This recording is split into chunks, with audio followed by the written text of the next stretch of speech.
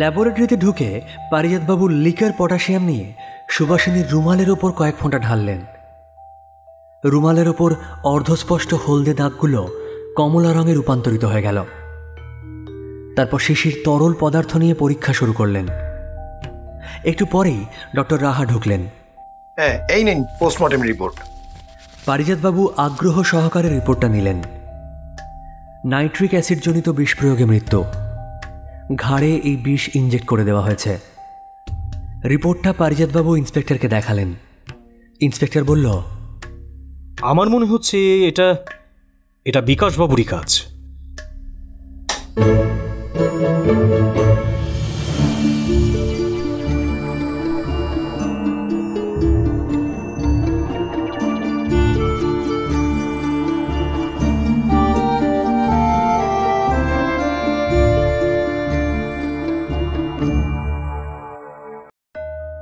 সাহিত্যের বিভিন্ন আঙিনা থেকে বাছাই করে নিয়ে আসা কিছু মণিমাণিক্য দিয়ে তৈরি আপনাদের প্রিয় কাহন। হাই, আমি আরজে অর্ণব। আর আজ কাহন আপনাদের শোনাবে হরিনারায়ণ চট্টোপাধ্যায়ের লেখা পারিজাত বক্সী সিরিজের ডিটেকটিভ কাহিনী মৃত্যুশলাকা। পারিজাত বক্সী সম্পর্কে সত্যান্বেষী ব্যোমকেশ বক্সীর ভাইপো। যাই হোক, বেশি কথা বাড়াবো না। পারিজাত বক্সীর ভূমিকায় আজ থাকছে রিতম। অন্যান্য চরিত্রে অপরূপা, সুদীপ্ত, কৃষ্ণময়, রিয়া, অলিভিয়া, সিদ্ধার্থ, তমজিৎ, অভিষেক, সৌমিক, সৌরভ, অস্মিতা এবং আমি আরজে অর্ণব। আপনাদের সবাইকে একটাই অনুরোধ, গল্পটা যদি আপনাদের ভালো লাগে তাহলে গল্পটিতে একটা লাইক এবং কাহনে একটা সাবস্ক্রাইব করে বেল আইকন প্রেস করতে প্লিজ ভুলবেন না। এবং বিধিসম্মত সতর্কীকরণ, সিগারেট খাবেন না প্লিজ, ক্যান্সার হয়। শুরু হচ্ছে হরিনারায়ণ চট্টোপাধ্যায়ের কাহিনী মৃত্যুশলাকা।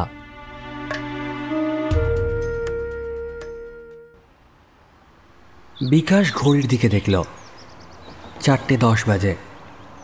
টেলিফোনে রিসিভার তুলে ডায়াল করল।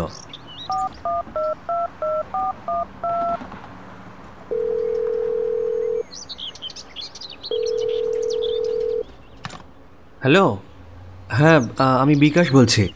ও প্রান্ত থেকে নারীর সুমিষ্ট কণ্ঠস্বর ভেসে এলো। হ্যাঁ বলো। বলছিলাম যে আজকের কথাটা মনে আছে তো? খুব আছে। কখন আসছো? তোমার ওখানে যেতে ধরো 5:30 মতো হবে। আচ্ছা ঠিক আছে, আমি তৈরি থাকবো। আচ্ছা ঠিক আছে। বিকাশ ফোন রেখে দিয়ে পকেট থেকে দুটো সিনেমার টিকিট বের করে দেখল। ভীষণ উত্তেজক একটি ইংরেজি ছবি। বহু কষ্টে জোগাড় করেছে বিকাশ। সিনেমা দেখে হোটেলে খাওয়া দাওয়া করে মিনাকে নামিয়ে দিয়ে যাবে। বিকাশ ভাবতে লাগলো, আর মাস 3 তারপর এভাবে দুজনকে দু জায়গায় থাকতে হবে না। বিকাশ অফিসের কোয়ার্টার পেয়ে যাবে আর বিয়ে করে মিনাকে নিজের কাছে তুলতে পারবে। 5টা বাজার সঙ্গে সঙ্গেই বিকাশ উঠে পড়ল। লিফটের সামনে ভিড় রয়েছে, নামতে দেরি হবে। বিকাশ সিঁড়ি বেয়ে নেমে গেল। একতলায় আন্ডারগ্রাউন্ড গ্যারেজ। বিকাশ জলপাই রঙের ফিয়ারটা বের করে নিয়ে এলো। তারপর ভিড় কাটিয়ে চৌরাস্তার দিকে এগিয়ে গেল। ট্রাফিকের রক্তচক্ষু এড়াবার জন্য ময়দানের পাশের রাস্তা ধরল। ভিক্টোরিয়া মেমোরিয়ালের ধার দিয়ে ভবানীপুর, তারপর সেখান থেকে শরৎ বোস রোডে পৌঁছল। খুব একটা দেরি হলো না। রাস্তার ওপর গাড়ি রেখে বিকাশ ওপরে উঠে গেল। ওপরের চাতালে উঠে কলিং বেল টিপল। কোনো সাড়া নেই। এমন তো হওয়ার কথা নয়, কোনোদিন হয়নি। বেলে হাত রাখার সঙ্গে সঙ্গে মিনা দরজা খুলে দিয়েছে। এই সময় আর কেউ থাকে না, বাড়ি খালি। ওপরতলাতেই দুজনে থাকে, মিনা আর সুভাষিনী। মিনা শিক্ষিকা, সুভাষিনী নার্স। মিনার 3:30-এর মধ্যে ছুটি হয়ে যায়। ও স্কুলের নিচের শ্রেণীতে পড়ায়। 12টা থেকে 3:30। স্কুলটাও কাছে, বাড়ি আসতে ওই মিনিট 15 থেকে আধ ঘন্টা। সুভাষিনীর অবশ্য ডিউটির ঠিক নেই, তবে বেশিরভাগই বিকেলের ডিউটি, 5টা থেকে রাত 11টা। সুভাষিনী হাসপাতালের নার্স নয়, নার্সিং হোমের। বিখ্যাত গাইনোকোলজিস্ট রমেন চৌধুরীর সঙ্গে যুক্ত। এই বাড়ির ফোনটা তারই কল্যাণে পাওয়া গেছে। হঠাৎ দরকার হলে যাতে সুবাসিনীকে পাওয়া যায়। বার কয়েক বেল টেপার পর বিকাশের সন্দেহ হলো, মিনা কি ঘুমিয়ে পড়েছে? অবশ্য আজ ঘুমোবারই আবহাওয়া। সকাল থেকে আকাশ মেঘে আচ্ছন্ন, দু একটা ফোঁটা বৃষ্টি পড়েছিল। দুপুরের পর থেকে মেঘের ঘনঘটা আছে, কিন্তু বৃষ্টি নেই। ভিজে হাওয়া আপনা থেকেই চোখ বুজে আসে। এখন উপায়? দরজায় একটু হাত ছোঁয়াতেই দরজা খুলে গেল। বাড়িতে বাইরের লোক একজন, কমলের মা। রান্না থেকে বাড়ির যাবতীয় কাজ সেই করে, রাত্রে শোয়ও এখানে। শুধু দুপুরে বের হয় একটু, ফেরে ওই 6টা নাগাদ। মিনা আর সুবাসিনী দুজনেই ঠাট্টা করে। হ্যাঁ গো কমলের মা, রোজ ঠিক টাইম করে কোথায় যাও? কমলের বাবার কাছে নাকি? কমলের মা একটু অস্বস্তিতে পড়ে। কি যে বলো দিদিমণিরা, ঠিক নেই। কমলের বাপ আজ 5 বছর নিখোঁজ। মানুষটা বেঁচে আছে কি না কে জানে। আমি পুরনো বস্তিতে যাই, গল্প সল্প করি, এই। খোলা দরজা দিয়ে বিকাশ ঘরে ঢুকল। দুপাশে দুটো ঘর, একটায় দরজা বন্ধ, তবে তালা দেওয়া নয়। ওটা সুবাসিনীর ঘর। ফোনটা ওরই ঘরে, তাই তালা দেওয়া যায় না। হঠাৎ যদি মিনার ফোন দরকার হয়। বাঁ দিকের ঘরটা মিনার। কয়েক পা এগিয়েই বিকাশ দেখতে পেল মিনা কৌচের ওপর শুয়ে রয়েছে। দুটো হাত শরীরের দুপাশে ঝুলে পড়েছে। মিনা কি কৌচে শুয়ে ঘুমোচ্ছে নাকি? বিকাশ কৌচের কাছে গিয়ে দাঁড়ালো। মিনার কোনো সাড়া নেই, একইভাবে শুয়ে রয়েছে। বিকাশের সন্দেহ হলো, সামনের দিকে ঝুঁকে দেখল মিনার মুখের ভাব কেমন যেন অস্বাভাবিক। ঠোঁটের দুপাশে হলুদ দাগ। বিকাশ কয়েকবার আস্তে আস্তে ডাকল, মিনা, মিনা, মিনা। কোনো উত্তর নেই। সমস্ত ব্যাপারটা এবার কেমন অস্বাভাবিক মনে হলো। বিকাশ আর অপেক্ষা করল না, সুবাসিনীর ঘরে চলে এসে থানায় ফোন করল। সব ঘটনার উল্লেখ করে কৌচের সামনাসামনি খাটের ওপর বসল। মিনার পরনে ভয়েলের শাড়ি, স্লিভলেস ব্লাউজ এবং পায়ে চটি, চুলও যত্ন করে বাঁধা। কৌচের ওপর একপাশে আকাশি রঙের ভ্যানিটি ব্যাগ। একটু পরেই সিঁড়িতে অনেকগুলো বুটের শব্দ। দরজা খোলাই ছিল, তবু বিকাশ এগিয়ে গেল। খোদ ইন্সপেক্টর এসেছে, সঙ্গে দুজন পুলিশ। ইন্সপেক্টরের বয়স মাঝারি, চোখ দুটো তীক্ষ্ণ, নাকের নিচে একটা মাছি গোঁফ রয়েছে। তাকানো দেখলেই মনে হয় লোকটার ধারণা পৃথিবীর সবাই আসামি, শুধু প্রমাণের অভাবে জেলের বাইরে রয়েছে। বিকাশকে দেখে রুক্ষভাবে বলল, কোন ঘরে? আসুন। বিকাশ তাদের মিনার ঘরে নিয়ে গেল। ইন্সপেক্টর রূঢ় কণ্ঠে জিজ্ঞাসা করলেন, আপনি কি ডেড বডি ছুঁয়েছেন? বিকাশ মাথা নাড়ল, না, আমি কোচের কাছে যাইনি। ফোনটা কোন ঘরে? বিকাশ পাশের ঘরের দিকে আঙুল দেখালো। ওই ঘরে। ইন্সপেক্টর ফোন করে এসে বলল, ফরেন্সিক বিভাগের লোক এক্ষুনি এসে পড়বে, তার আগে আপনার স্টেটমেন্টটা নিয়ে নিই। ঠিক আছে, বলুন। বলুন, মৃতার নাম কি? মিনা সরকার। আপনার আত্মীয়া? বিকাশ জানে এই প্রশ্ন উঠবে, তাই সে সোজাসুজি বলল, আমার বাগদত্তা। ইন্সপেক্টরের দুটো চোখে মুহূর্তের জন্য জোনাকির আলো জ্বলে উঠল।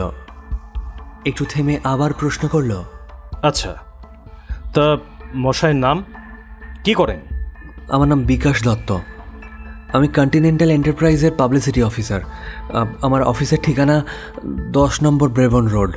বাড়ির সামনে যে গাড়িটা দেখলাম সেটা আপনার? হ্যাঁ। এবার বলুন, এই ব্যাপার সম্বন্ধে আপনি কি জানেন? কখন এখানে এসেছেন? ঠিক কি দেখেছেন? কোনো কথা লুকোবেন না বা এদিক ওদিক বলবেন না, ঠিক আছে? বিকাশ গম্ভীর গলায় বলল, কোনো কথা লুকোবার প্রশ্নই উঠছে না। আমি চাই মিনার প্রকৃত হত্যাকারী শাস্তি পাক। বলুন, কটার সময় এখানে এসেছিলেন? বাড়ির মধ্যে ঢুকলেন কি করে? বিকাশ সব বলল। তার সব কথা বলা শেষ হওয়ার আগেই দুটি ভদ্রলোক এসে ঢুকল। একজনের হাতে ক্যামেরা। ইন্সপেক্টরকে প্রথম ভদ্রলোকটি বললেন, বিপিনবাবু কতক্ষণ এসেছেন? আমরা তাহলে আমাদের কাজ আরম্ভ করি। হ্যাঁ হ্যাঁ, দেরি করবেন না প্লিজ। প্রথমে কৌচের হাতলে সাদা সাদা গুঁড়ো ছড়িয়ে অনেকগুলো ফটো তোলা হলো। শুধু কৌচের হাতলেই নয়, দরজার হাতলে, এমনকি চেয়ারেও গুঁড়ো ছড়িয়ে ফটো তোলা হলো। সবশেষে ডেড বডির ফটো তুলে ভদ্রলোক ইন্সপেক্টরকে বললেন, আচ্ছা, এবার আপনারা বডি নিয়ে যেতে পারেন, আমরা এই ঘর সিল করে দেবো। মিনার দেহ সরিয়ে নিয়ে যাবে। এই দৃশ্য দেখতে বিকাশের মোটেই ভালো লাগার কথা নয়। সে বের হয়ে এলো। ইন্সপেক্টর জিজ্ঞাসা করলেন, আচ্ছা, এদিকের ঘরে কে থাকেন? সুভাষিনী হাজরা, ওই পায়োনিয়ার নার্সিংহোমের নার্স। আচ্ছা মশাই, আপনাকে একটা কথা জিজ্ঞাসা করব? হ্যাঁ, করুন। আপনার প্রেমের কেউ প্রতিদ্বন্দ্বী ছিলেন নাকি, মানে যিনি আপনার প্রিয়তমাকে ভালোবাসতেন? না, সেরকম কাউকে আমার জানা নেই। না মানে এই সুভাষিনীর সঙ্গে আপনার সম্পর্কটা ঠিক কীরকম ছিল? মানে আপনার কথা ঠিক বুঝতে পারছি না। আরে এ তো সোজা, মানে আপনার ওপর একটু প্রেম টেম ছিল নাকি, মানে যার জন্য আপনার প্রেমিকাকে সরিয়ে দিলে তার লাভ হতো? অনেক চেষ্টা সত্ত্বেও বিকাশের স্বর কঠিন হয়ে উঠল। না, সেরকম কিছু ছিল বলে আমার মনে হয় না। আর এসব বাজে প্রশ্ন প্লিজ আমাকে করবেন না। আহা, আরে চড়ছেন কেন মশাই? এ ধরনের প্রেমের ত্রিভুজ ফেলে আমাদের জট ছাড়াতে একটু সুবিধে হয়। আচ্ছা বেশ, আসুন বাড়িটা একটু দেখি। অনেকক্ষণ ধরে দেখবার মতন বিরাট বড় বাড়ি নয়। দুটো ঘর, একটা রান্নাঘর, বাথরুম, আর পেছনে ফালি বারান্দা। সব ঘুরে ঘুরে দেখা শেষ হতে সকলে নিচে নেমে এলো। ইন্সপেক্টর বাইরের দরজায় তালা দিয়ে দিল। পুলিশের গাড়িতে পুলিশ দুজন উঠে বসল। ইন্সপেক্টর বিকাশের মোটরে উঠে বিকাশকে জিজ্ঞেস করল, সুভাষিনীর নার্সিংহোমের ঠিকানা আপনার জানা আছে? যাইনি কখনো, তবে চিনে যেতে পারবো। বেশ, চলুন।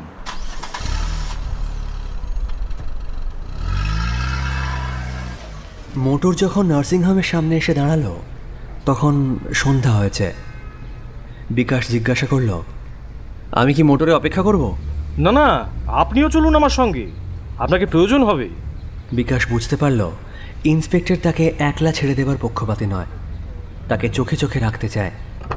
অর্থাৎ সন্দেহের ঊর্ধ্বে সে নয়। ডক্টর রমেন চৌধুরী তখনও চেম্বারে আসেননি। সুভাষিনী একাই ছিল। ইন্সপেক্টর নিজের পরিচয় দিয়ে বলল, আমি আপনার সঙ্গে একটু কথা বলতে চাই। সুভাষিনী একবার ইন্সপেক্টরের দিকে আরেকবার বিকাশের দিকে অবাক চোখে তাকিয়ে বলল, আমার সঙ্গে কি দরকার? ইন্সপেক্টর চোখ কুঁচকে সুভাষিনীকে দেখল। চেহারায় চটক আছে, রং খুব একটা ফর্সা নয়, বড় বড় দুটো চোখ, অনেকটা চুল, বেশ দীর্ঘাঙ্গী, ঠোঁটের এমন গড়ন যে না হাসলেও মনে হয় হাসছে। ইন্সপেক্টর গম্ভীর গলায় বললেন, মিনা সরকার মারা গেছেন।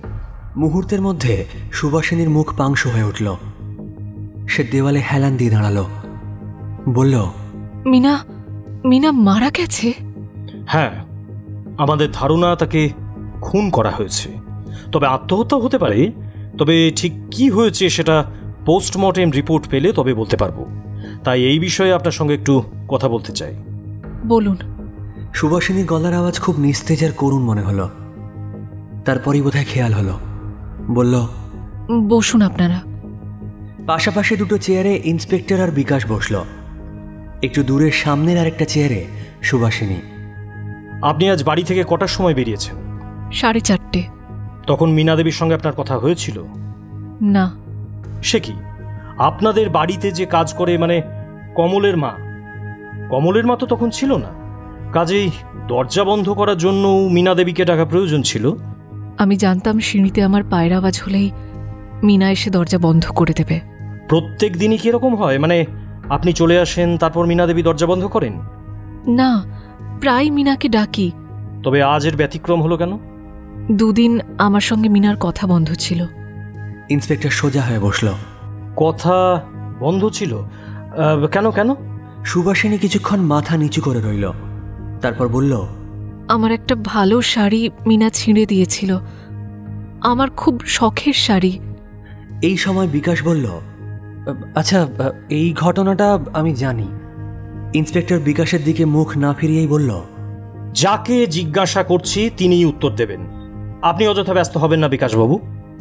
বিকাশ চুপ করে গেল। সুভাষিনী খুব মৃদু কণ্ঠে বলল, কদিন আগে বিকাশবাবুর সঙ্গে বেড়াতে যাওয়ার জন্য আমার কাছ থেকে মিনা একটা ভালো শাড়ি চেয়েছিল। আমি একটা কমলা রঙের নাইলন জর্জেট বের করে দিয়েছিলাম। পরের দিন দেখি শাড়ির নিচের দিকটা অনেকটা ছিঁড়ে গেছে। আমাকে তখন বলে কাঁটা ঝোপের উপর পড়ে গেছিল সামনে গরু দেখে, তাতেই নাকি ছিঁড়ে গেছে। আমি রাগ করতে বলেছিল, ঠিক আছে, মাইনে পেলে আমার শাড়ির দাম নাকিও আমায় দিয়ে দেবে। এতেই আমার আরও রাগ হয়ে গেছিল। এবার ইন্সপেক্টর বিকাশের দিকে ফিরল। আচ্ছা, শাড়ির ঘটনাটা সত্যি? হ্যাঁ, সত্যি।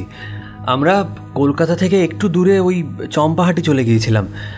রোববার ছিল, তাই দুপুরবেলায় বেরিয়ে পড়েছিলাম। সেখানে মাঠে বসে গল্প করছিলাম। হঠাৎ মিনা দেখতে পেল কাঁটা ছোপে লাল টকটকে এক থোকা ফুল ফুটে আছে। মিনা খুব ফুল ভালোবাসত। ওই ফুলটা তুলতে গিয়েই যত বিপত্তি। ঝোপের ওপাশে একটা গরু চড়ছিল, সে হঠাৎ ফোঁস করে শিং নেড়ে তেড়ে এলো। মিনা ভয়ে দৌড়ে আসতে গিয়ে শাড়িটা কাঁটা গাছে আটকে গেল। টানাটানি করতেই অনেকটা ছিঁড়ে গেল। সারাটা রাস্তা মিনা খুব দুঃখ করছিল। বলছিল এটা সুভাষিনীর খুব প্রিয় শাড়ি, এই শাড়িটার এমন অবস্থা দেখলে ও খুব রেগে যাবে। তখন আমি আশ্বাস দিয়েছিলাম যে ঠিক আছে, যদি খুব রেগে যায় তাহলে বলো যে মাসের প্রথমে মাইনে পেলে তুমি একটা শাড়ি কিনে দেবে। সেই শাড়িটা একবার দেখাতে পারবেন? ইন্সপেক্টরের প্রশ্নের উত্তরে সুভাষিনী বলল, হ্যাঁ, পারবো বই কি। শাড়িটা আলনাতেই আছে। ছেঁড়া শাড়ি আর ভেতরে তুলে কি হবে? আচ্ছা, বিকাশবাবু ছাড়া আর কোনো পুরুষ আপনাদের বাড়ি আসতেন? হ্যাঁ, আসতেন। কুমুদবাবু আসতেন। কুমুদবাবু?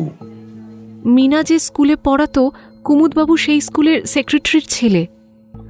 ইন্সপেক্টর দাঁত দিয়ে নিচের ঠোঁটটা চেপে ধরে বলল, স্কুলের সেক্রেটারির ছেলে?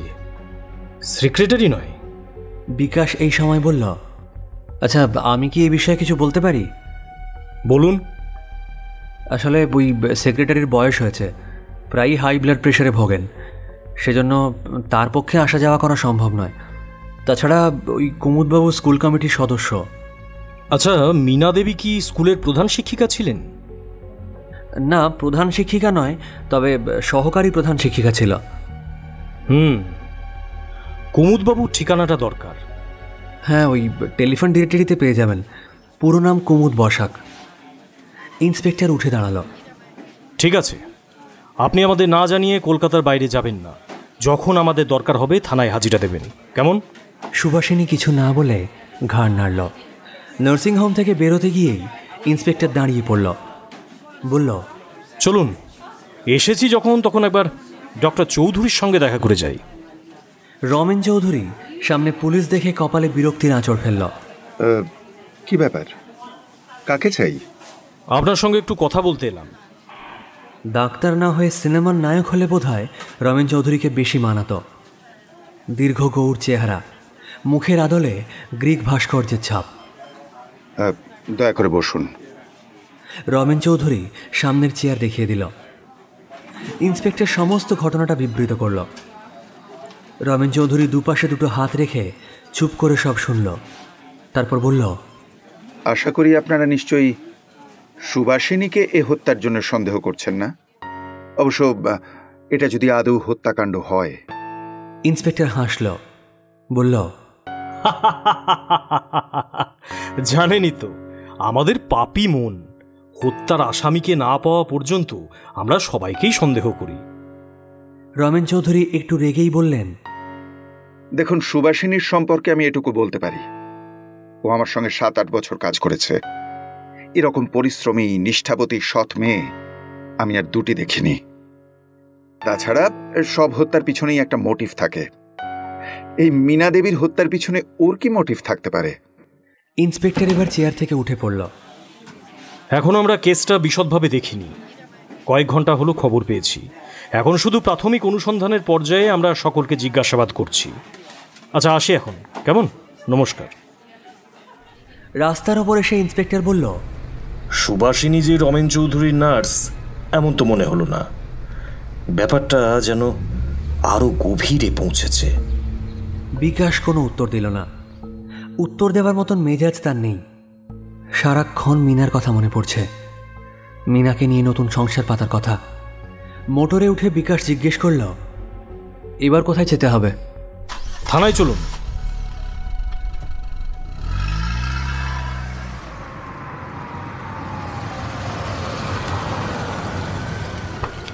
থানায় ইন্সপেক্টর নামতে বিকাশ বলল, এবার তাহলে আমি বাড়ি যাই, কালকে আপনাদের সঙ্গে যোগাযোগ করব না হয়। ইন্সপেক্টর দুটো চোখ কপালে তুলল। আরে বাড়ি যাবেন কি মশাই? আপনাকে ছাড়ছে কি? আপনাকে থানায় থাকতে হবে। থানায়? সে কি? অন্তত পোস্টমর্টেম রিপোর্ট না পাওয়া পর্যন্ত তো থাকতেই হবে। তারপর যদি হোমিসাইডের কেস বলে প্রমাণিত হয়, তাহলে আর আপনাকে ছাড়ি কি করে?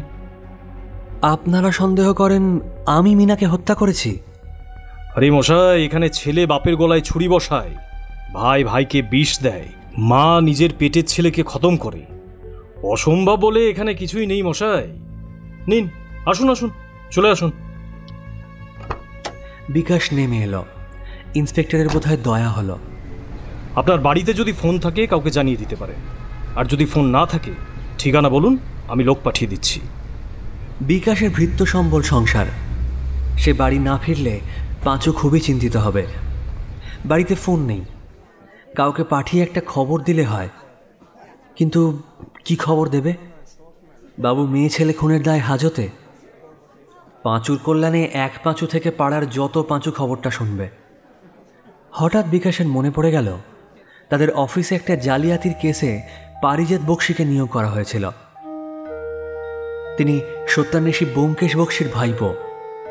সেই সময় বিকাশের সঙ্গে পারিজাতবাবুর বেশ অন্তরঙ্গতা হয়েছিল। তিনি বলেছিলেন, যদি কোনোদিন দরকার হয় আমাকে জানাতে দ্বিধা করবেন না। এই সময় পারিজাতবাবুকে জানালে হয়। থানার ভেতরে গিয়ে বিকাশ জিজ্ঞেস করল, বলছিলাম যে আপনাদের ফোনটা একবার ব্যবহার করতে পারি? ইন্সপেক্টর ঘাড় নাড়লেন। পকেট থেকে ডায়েরি বের করে নাম্বারটা দেখে নিয়ে বিকাশ ডায়াল করল। ওপাশ থেকে গম্ভীর কণ্ঠ ভেসে এলো। বিকাশ নিজের নাম, কোম্পানির নাম জানিয়ে পারিজাত বক্সিকে চাইল। একটু পরেই পারিজাতবাবুর কণ্ঠ শোনা গেল। কি খবর বিকাশবাবু, ভালো আছেন তো? ভালো থাকলে আর আপনার খোঁজ করি বলে বিকাশ সব বলল। আপনি কোথায় আছেন? বালিগঞ্জ থানায়।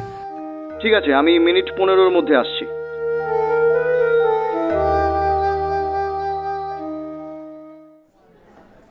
পনেরো মিনিট নয়, মিনিট 20 মধ্যে পারিজাতবাবু এসে হাজির। ইন্সপেক্টর পারিজাতবাবুকে কখনো দেখেনি, তবে তার কার্যকলাপের সঙ্গে পরিচিত ছিল, তাই উঠে দাঁড়িয়ে সোল্লাসে বলল, আরে আসুন আসুন আসুন, বসুন বসুন। পারিজাতবাবু হাত নাড়লেন। না, আমি বসবো না, একবার মর্গে যেতে চাই। আপনি যাবেন সঙ্গে? ইন্সপেক্টর বলল, নিশ্চয়ই। বিকাশ কিন্তু রাজি হল না। মিনার প্রাণহীন দেহ দেখতে তার আর ইচ্ছে নেই। রাস্তায় নেমে পারিজাতবাবু মত পাল্টালেন। বললেন, আচ্ছা, মর্গে যাবার আগে একবার মীনা দেবীর বাসায় একটু ঘুরে যেতে চাই। বেশ, চলুন।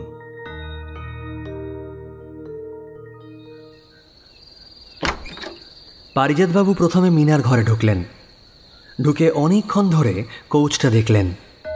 টেবিলের ওপর তন্ন তন্ন করে খুঁজলেন। বারান্দায় বেরিয়ে এদিক ওদিক দেখলেন এবং তারপর বেরিয়ে এলেন ঘর থেকে। সুভাষিনী তখনও ফেরেনি। পারিজাতবাবু তার ঘরে ঢুকে হামাগুড়ি দিয়ে খাটের তলা পর্যন্ত দেখলেন। খাটের তলায় একরা শাড়ি ব্লাউজ জড়ো করা, বোধহয় ধোবার অপেক্ষায় আছে। টেবিলের ওপর অনেক শিশি বোতল। সুভাষিনীর কি কোনো অসুখ রয়েছে? অ্যাডোলোফেনের বড়ি রয়েছে, ঘুমের ওষুধ ক্যাম্পোস। তার পাশে উঁকি দিয়েই পারিজাতবাবুর চোখ দুটো উজ্জ্বল হয়ে উঠল। একটা শিশিতে সামান্য একটু তরল পদার্থ, তার পাশে একটা রুমাল, সম্ভবত সুভাষিনীরই। শিশি আর রুমাল দুটোই পারিজাতবাবু তুলে নিলেন। তারপর দুজনে বেরিয়ে এলেন। মর্গে ঢোকবার মুখে ডক্টর রাহার সঙ্গে দেখা হয়ে গেল। পারিজাতবাবুকে দেখে ডক্টর রাহা সোল্লাসে বলে উঠলেন, আরে মিস্টার বক্সি, কি খবর? আমি মিনা সরকারের পোস্টমর্টেম রিপোর্টটার জন্য এসেছি।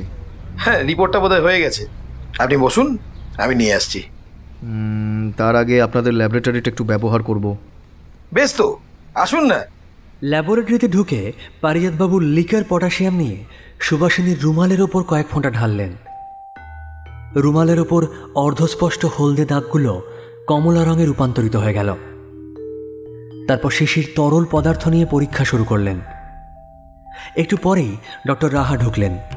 হ্যাঁ, এই নিন পোস্টমর্টেম রিপোর্ট। পারিজাতবাবু আগ্রহ সহকারে রিপোর্টটা নিলেন। নাইট্রিক অ্যাসিড জনিত বিষ প্রয়োগে মৃত্যু। ঘাড়ে এই বিষ ইনজেক্ট করে দেওয়া হয়েছে।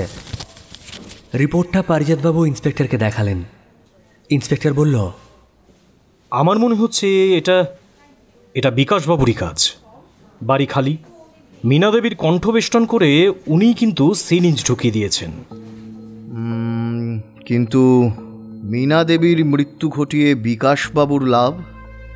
ওসব প্রেমের ব্যাপারে লাভ লোকসান কষা খুবই মুশকিল মশাই। হয়তো আর কোনো মেয়ের দিকে নজর গিয়েছিল, তাই মীনা দেবীকে সরিয়ে ফেলার মতলব করেছিলেন। আর এ কদিন হাজতে ফেলে রাখলে এই পেটের কথা একবারে হুড়ুর করে বেরিয়ে আসবে। আচ্ছা, আমি বলি কি, বিকাশবাবুকে ছেড়ে দিয়ে চোখে চোখে রাখুন। কোথায় যাচ্ছেন, কার কাছে, এসব খোঁজ রাখুন। আর একটা কথা, বলুন। নার্স সুভাষিনী দেবীকেও নজরে রাখবেন। আমি তার ঘর থেকে যে শিশিটা নিয়ে এসেছিলাম তাতে নাইট্রিক অ্যাসিড ছিল, রুমালেও নাইট্রিক অ্যাসিডের দাগ। আরে মশাই, আগে বলবেন তো। ব্যাস ব্যাস, আর দেরি করে লাভ কি? এবার নার্সটাকে অ্যারেস্ট করা যাক। পারিজাতবাবু হাত তুলে বারণ করলেন। অত দ্রুত নয় ভাই, সময় হলে আমিই বলবো। নিছক অনুমানের ওপর নির্ভর করে কিছু করতে যাওয়ায় বিপদ আছে। আসল খুনি সাবধান হয়ে যাবে। এর আবার আসল খুনি নকল খুনি কি মশাই? নাইট্রিক অ্যাসিড যখন সুভাষিনীর কামরায় পাওয়া গেছে। বাধা দিয়ে পারিজাতবাবু বললেন, আমি ভাবছি সুভাষিনী দেবীকে অ্যাসিডটা ওইভাবে একেবারে সামনে রেখে দেবেন, এরকম ভুল করবেন? আরে মশাই, খুনিরা ভুল করে বলেই তো আমাদের ধরতে সুবিধে হয়। কেউ ভুলে হাতের ছাপ রেখে যায়, কেউ আবার কোটের বোতাম ফেলে যায়, কেউ সিগারেটের টুকরো, কেউ আবার রক্তমাখা ছোড়া। ইন্সপেক্টরের কথায় পারিজাতবাবু বিশেষ কর্ণপাত করলেন না। বললেন, যা বললাম তাই করুন। বিকাশবাবুকে আটকে রাখবেন না। আমি এই বিষয়ে লালবাজার থেকে আপনাকে নির্দেশ আনিয়ে দেব। যাক, চলুন একবার ডেড বডিটা দেখে আসি। দুজনে মর্গের ভেতর ঢুকল। একেবারে এক পাশে মিনার উলঙ্গ দেহ। ডাক্তারের ছুরি সে দেহকে ক্ষতবিক্ষত করেছে, তবু বোঝা যায় তরুণী সুঠাম দেহের অধিকারিণী। পারিজাতবাবু ঝুঁকে পড়ে দেখলেন, ঠোঁটে, গালে, মুখের পাশে হলুদ রঙের ছাপ রয়েছে। রিপোর্ট দেখলেন স্টমাক পারফোরেটেড, ল্যারিংস লাংস স্ফীত। কোথাও সন্দেহের কোনো অবকাশ নেই যে নাইট্রিক অ্যাসিডে মৃত্যু হয়েছে। কাছে যে সহকারী ছিল, পারিজাতবাবু তাকে বডিটা উপুড় করে দিতে বললেন। দেহটা উপুড় করে দেওয়া হলো। ঘাড়ের ওপর সূক্ষ্ম ছুঁচের দাগ, ইঞ্জেকশনের সরু ছুঁচ।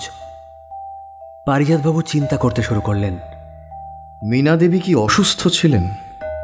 এমন কোনো অসুখ যার জন্য ইঞ্জেকশনের প্রয়োজন ছিল? তার বাড়ির ডাক্তার কি ওষুধের পরিবর্তে সিরিঞ্জে নাইট্রিক অ্যাসিড পুরে ইঞ্জেকশন দিয়েছে? কিন্তু ঘাড়ে ইঞ্জেকশন। পারিজাতবাবু আরও লক্ষ্য করলেন মৃতার দু হাতে কয়েক জায়গায় আঁচড়ের দাগ। সব কিছু দেখা শেষ করে ওরা মর্গ থেকে বেরিয়ে এলেন।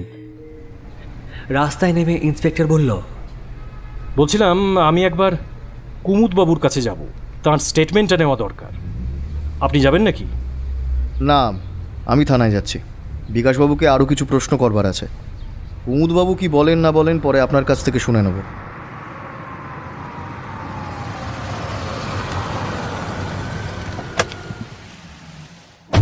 পারিজাতবাবু থানায় পৌঁছে দেখলেন দু হাতে মাথায় হাত দিয়ে বিকাশ চুপচাপ বসে আছে। পারিজাতবাবু তার সামনে বসে বললেন, আপনার মনের অবস্থা বুঝতে পারছি বিকাশবাবু। আজ রাত্রেই যাতে আপনি বাড়ি ফিরে যেতে পারেন সে ব্যবস্থা করছি। তার আগে আপনার সঙ্গে কয়েকটা কথা আছে। হ্যাঁ বলুন। মীনা দেবীর কি কোনো রোগ ছিল, মানে কোনো রকমের অসুস্থতা? বিকাশ বিস্মিত হল।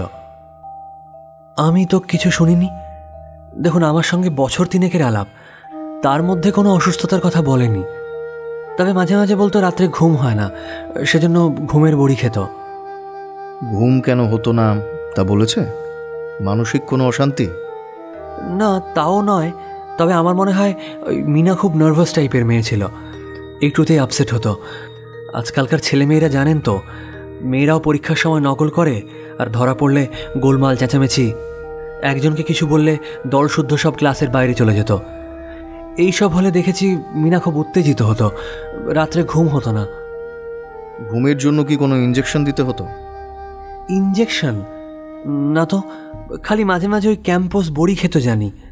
আপনি শুনে হয়তো আশ্চর্য হবেন বিকাশবাবু, মীনা দেবীর ঘাড়ে নাইট্রিক অ্যাসিড ইঞ্জেকশন দিয়ে মেরে ফেলা হয়েছে।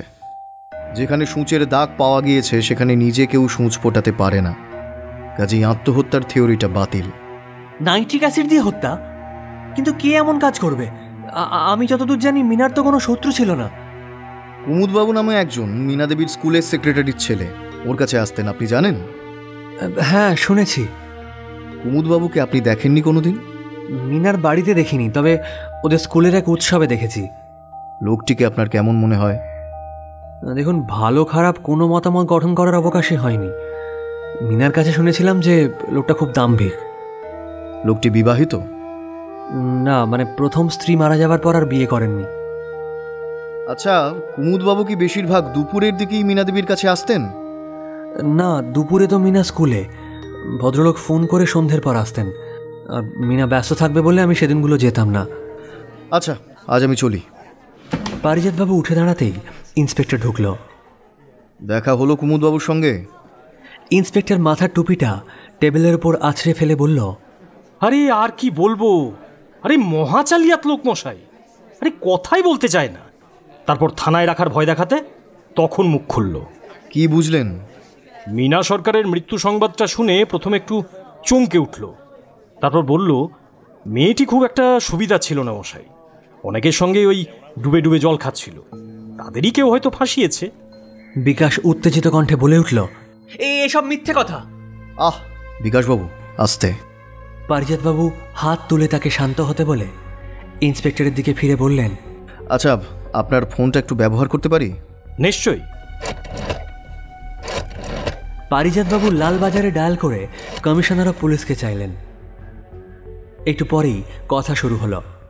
পারিজাতবাবুর সঙ্গে কথা শেষ হতে কমিশনার রিসিভারটা ইন্সপেক্টরকে দিতে বললেন। ইন্সপেক্টর ফোন ধরতে তিনি বিকাশকে থানায় আটকে না রেখে তার বাড়িতে অষ্টপ্রহর একজন পুলিশ মোতায়েন করে নজরবন্দি করে রাখতে বললেন। বিকাশকে ছেড়ে দেওয়া হলো। পারিজাতবাবু ইন্সপেক্টরের কাছ থেকে বিদায় নিয়ে বিকাশকে সঙ্গে করে থানা থেকে বেরিয়ে এসে বিকাশকে বললেন, চলুন আপনাকে বাড়ি পৌঁছে দিই। মোটরে যেতে যেতে পারিজাতবাবু বিকাশকে বললেন, এই মেয়েটির অতীত সম্বন্ধে আপনি কিছু জানেন? মানে কোথাকার মেয়ে, পিতৃপরিচয় কি, তার ফেলে আসা জীবনের কাহিনী? বিকাশ একটু চুপ করে থেকে বলল, দেখুন, মিনা পাবনার মেয়ে, দেশভাগের সময় এপারে চলে আসে। তখন ওর বয়স অবশ্য খুব কম। ওর বাবা ওখানে স্কুল মাস্টার ছিলেন, এপারে এসে বনগার এক স্কুলে মাস্টারি জুটিয়ে নেন। একটি ছেলে একটি মেয়ে, দুজনকেই বিয়ে পাশ করান। ছেলেটি চাকরি পেয়ে বোম্বে চলে গেছে, সে আর মা বাবার খোঁজ রাখে না। মিনা বনগারি এক স্কুলে শিক্ষিকা হয়েছিল, তারপর ওখানে দরখাস্ত দিয়ে কলকাতার এই স্কুলে চাকরিটা পেয়ে যায়। মিনার মা আর বাবা দুজনেই খুব অল্প দিনের ব্যবধানে মারা যান, আর চাকরি করতে করতে মিনা বিটি পাশ করে। আপনার সঙ্গে আলাপ হলো কী করে? আমি একদিন গাড়িতে করে অফিস থেকে বাড়ি ফিরছিলাম, হঠাৎ দেখি একটা মেয়ে গাছের তলায় দাঁড়িয়ে ভিজছে। মোটর থামিয়ে তুলে নিয়েছিলাম, তারপরেই একটু একটু করে আমাদের সম্পর্কটা হয়।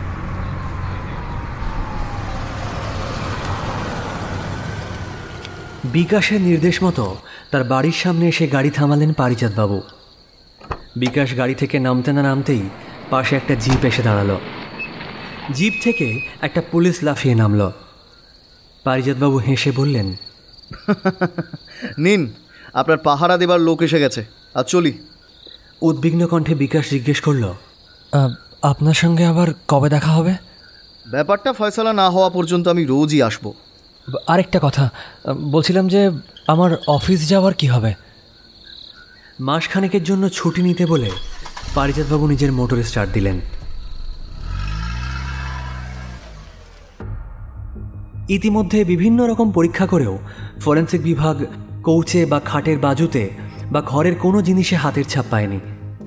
যে এসেছিল তার হাতে দস্তানা ছিল। শুধু যে শিশিটা সুভাষিনীর ঘরে পাওয়া গিয়েছিল তাতে বিরাট কয়েকটা আঙুলের ছাপ আবিষ্কৃত হয়েছে। ছাপগুলো দৈত্যাকৃতি কোনো মানুষের আঙুলের ছাপ বলে মনে হয়। লোকটা দৈর্ঘ্যে 7 ফিট 7.5 ফিটের কম তো নয়। অথচ মিনার ঘরে যাদের যাতায়াত আছে, মানে সুভাষিনী, কমলের মা, বিকাশ বা কুমুদবাবু, তাদের কারোর চেহারাই দৈত্যের মতো নয়। তাহলে ওই ছাপটা এলো কোথা থেকে? তার উপর যে কটা লোককে জিজ্ঞাসাবাদ করা হয়েছে তাদের মধ্যে মিনাকে সরিয়ে কারো আর্থিক বা পরমার্থিক লাভ হবে এমনও মনে হয় না। অথচ খেয়াল খুশিতে খুন একমাত্র উন্মাদ কিংবা স্যাডিস্ট মানুষ ছাড়া কেউ করে না।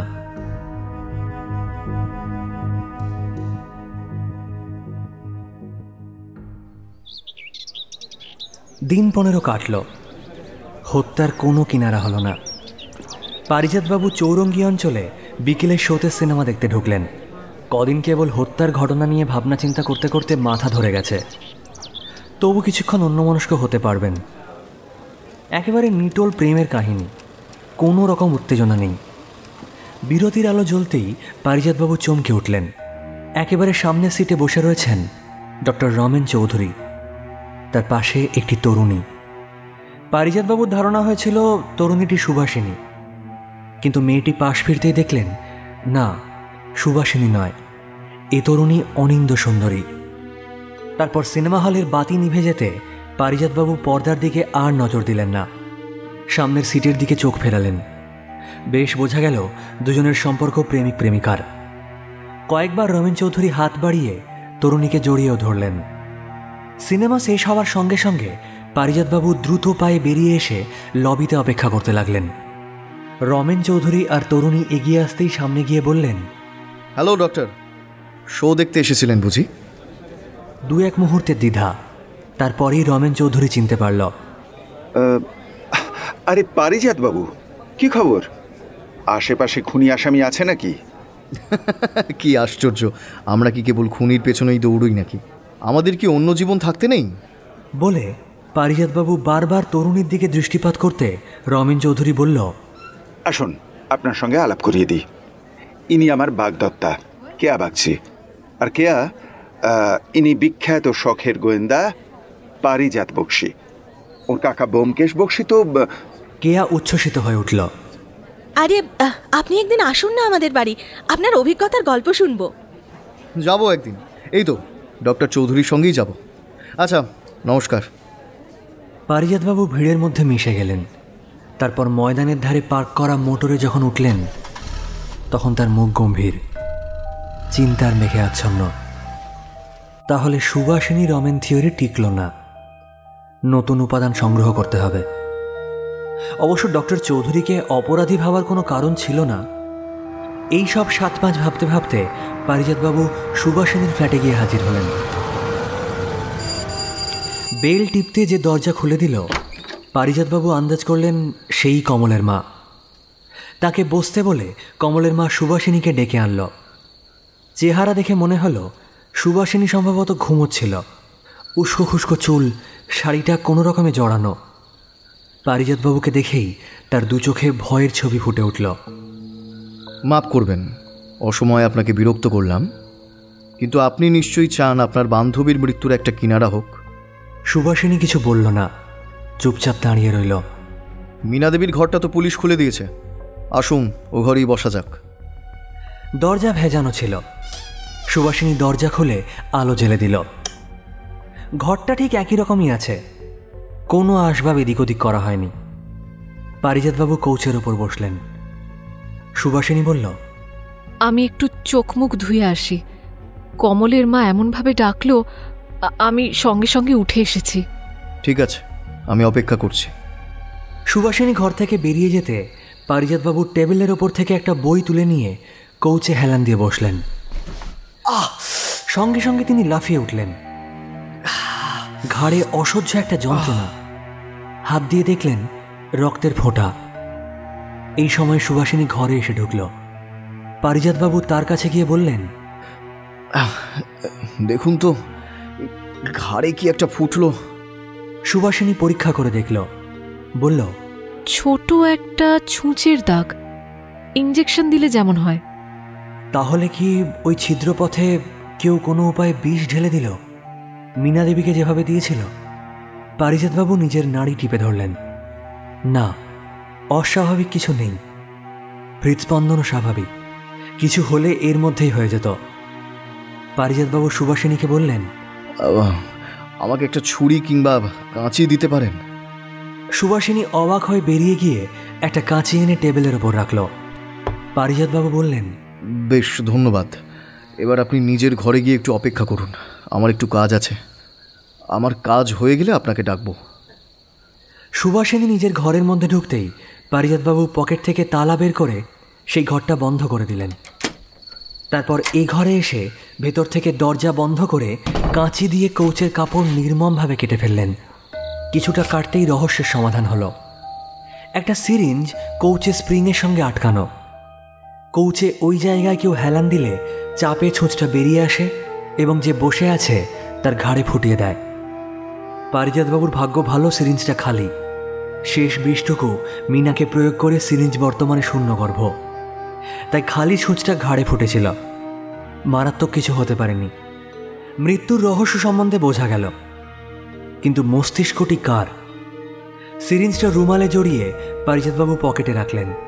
তারপর এদিক ওদিক দেখে একটা তোয়ালে নিয়ে কৌচের কাটা জায়গাটা ঢাকা দিলেন। সুভাষিনীর দরজার তালা খুলে দিতে সুভাষিনী একটু বিরক্ত স্বরে বলল, আমাকে বন্ধ করে রেখেছিলেন?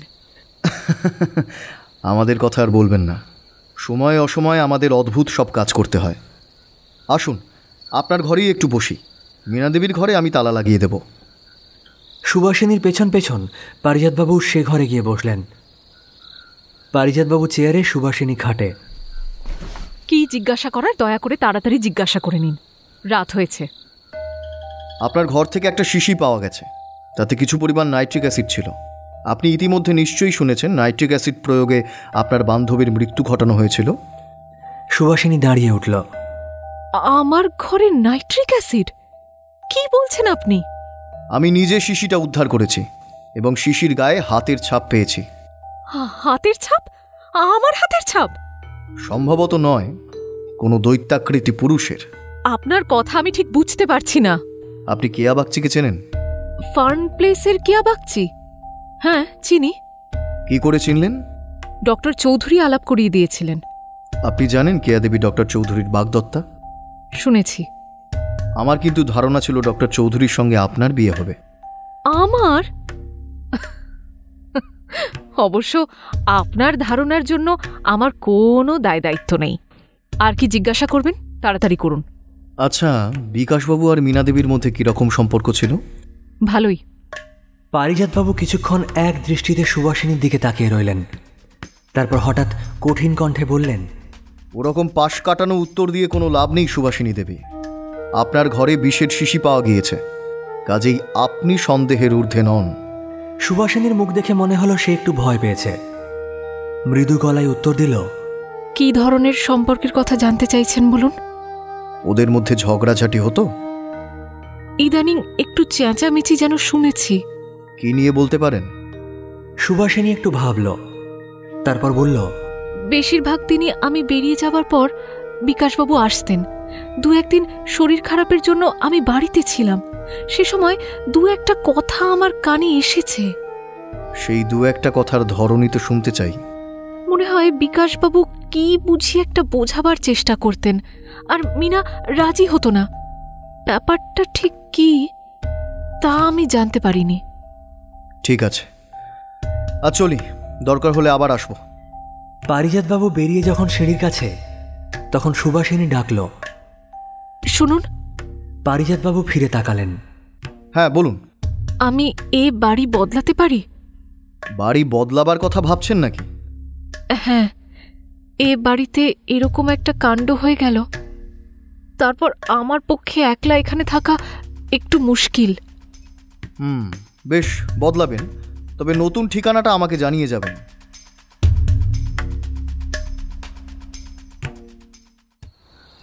পারিজাত বক্সী যখন রাস্তায় এসে দাঁড়ালেন তখন রাত হয়েছে। সারাটা পথ গভীর চিন্তায় ডুবে রইলেন। সমস্যাটা বেশ জটিল হয়ে আসছে। হত্যার পদ্ধতিটা বেশ অভিনব। কৌচে স্প্রিংয়ের সঙ্গে সিরিঞ্জ ফিট করা, সেই সিরিঞ্জে নাইট্রিক অ্যাসিড। কেউ কৌচে বসলেই তার চাপে সিরিঞ্জের ছুঁচটা বের হয়ে এসে তার শরীরে বিষ ঢেলে দেয়। তাহলে কি কৌচের অন্য জায়গাতেও ওভাবে সিরিঞ্জ ফিট করা আছে? আরও ভালো করে পর্যবেক্ষণ করা দরকার। এই কাজ সেই লোকই করতে পারে যাদের মিনার ঘরে যাতায়াত আছে। শুধু যাতায়াত নয়, বেশ কিছুক্ষণ নিরালায় ওই ঘরে থাকবার সুযোগও আছে, যাতে কৌচ খুলে সিরিঞ্জ লাগিয়ে আবার ঢাকা দেওয়া যেতে পারে। এই রকম সুযোগ মোটামুটি 3 জনের আছে, সুভাষিনী, বিকাশ আর কুমুদবাবুর। তাহলে এই কাজ নিশ্চয়ই ওরা মিনার অনুপস্থিতিতেই করবে। হঠাৎ বিদ্যুৎ ঝলকের মতন একটা কথা পারিজাতবাবুর মনে এলো। এমন তো নয় যে এই মৃত্যুফাঁদ অন্য লোকের জন্য পাতা হয়েছিল, যাকে মিনা আর সুভাষিনী কিংবা মিনা আর বিকাশ পৃথিবী থেকে সরিয়ে দিতে চায়। মিনার হয়তো খেয়াল নেই, অন্যমনস্কভাবে কৌচে বসে পড়ে নিজের মৃত্যু ডেকে এনেছে। না, সমস্ত ব্যাপারটা আবার নতুন করে ভাবতে হবে। কে সেই লোক যাকে সরিয়ে দেওয়া মিনা কিংবা বিকাশ অথবা সুভাষিনীর জন্য প্রয়োজনীয় ছিল?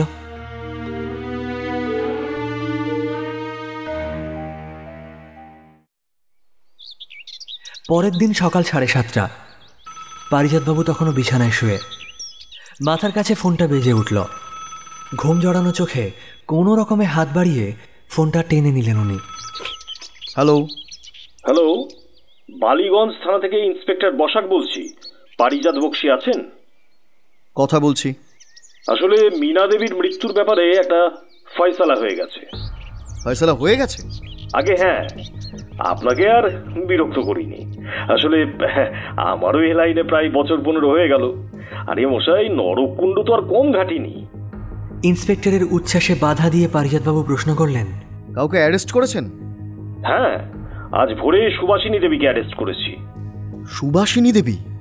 হ্যাঁ, ওই মিনা দেবীর সঙ্গে যিনি থাকতেন, যার কামরায় অ্যাসিডের শিশি পাওয়া গিয়েছিল, তিনি। মোটিভ কি? আরে মেয়েদের যা মোটিভ হয়, একজন পুরুষকে নিয়ে কামড়াকামড়ি, মানে ওই বিকাশবাবুকে নিয়ে টানাটানি আর কি। পারিজাতবাবু ফোনটা নামিয়ে রাখলেন। একবার ভাবলেন ভালোই হয়েছে, এই কেসে তার আগ্রহ থাকবার কথা নয়। তাকে নিয়োগ করেছিলেন বিকাশবাবু। বিকাশবাবুকে বাঁচাবার দায়িত্ব ছিল তার। সে দায়িত্ব এখানেই শেষ। পুলিশ যাকে ইচ্ছে ধরুক, তাতে তার কি? পারিজাতবাবু বিছানা ছেড়ে উঠে পড়লেন। সারাটা দিন কিন্তু বুকে একটা কাঁটা ফুটে রইল। তিনি কি নিছক শখের গোয়েন্দা? তার কাকা ব্যোমকেশ বক্সী ছিলেন সত্যান্বেষী। পারিজাতবাবুও সেরকমই একটা আদর্শ সামনে রেখে চলার চেষ্টা করেন। রহস্যের মূলে প্রবেশ করা তার ধর্ম, প্রকৃত অপরাধী নির্ণয় করা তার কর্তব্য। বিকেলের দিকে মোটর নিয়ে তিনি পুলিশ স্টেশনে গিয়ে হাজির হলেন। ইন্সপেক্টর বাইরে উঠোনে চেয়ারে বসেছিলেন। পারিজাতবাবুকে দেখে বললেন, আরে আসুন আসুন আসুন পারিজাতবাবু, আজ একটু ফ্রি আছি। আজ একটু মন খুলে গল্প করা যাক, কি বলেন? ওরে দরওয়াজা, একটা চেয়ার নিয়ে তো বাবা। একজন পুলিশ একটা চেয়ার পেতে দিয়ে গেল। চেয়ারে বসে পারিজাতবাবু বললেন, আচ্ছা, ওই সুভাষিনী দেবীর ব্যাপারটা বলুন তো। চেয়ারে হেলান দিয়ে ইন্সপেক্টর হাসতে হাসতে বলল, আমি মশাই সাহিত্যিক নই, তাই সাহিত্য করেও আপনাকে বলতে পারবো না। কোথায় যেন পড়েছিলাম, সিরাজউদ্দৌলা দাদু আলীবর্দীকে বলেছিলেন, এক ফকির কম্বলের ওপর সারা জীবন কাটাতে পারে, কিন্তু 2 নবাবের পক্ষে এক প্রাসাদে রাত্রি যাপন করা অসম্মানজনক। সেই অবস্থা আর কি। পারিজাতবাবু কিছু বললেন না। ইন্সপেক্টরই বলতে লাগলো, এক খাঁচায় 2 বাঘিনী তো থাকতে পারে না। আমার প্রথমে ধারণা হয়েছিল সুভাষিনীর সঙ্গে বুঝি ডাক্তার রমেন চৌধুরীর একটু ওই আছে। তারপর খোঁজ খবর নিয়ে জানতে পারলাম ডাক্তারের মেয়ে ছেলে আছে, কি আর না কি নাম, তার সঙ্গেই বিয়ে হবে। কাজেই সুভাষিনীর জন্য অন্য কেউ থাকা খুব একটা আশ্চর্যের নয়। তার বাড়িতে একমাত্র বিকাশবাবুই যাওয়া আসা করতেন। কিছু বলা যায় না মশাই, কতগুলো লোক আছে, গাছেরও খাবে আবার তলারও কুড়োবে। বিকাশবাবু হয়তো সেই জাতেরই।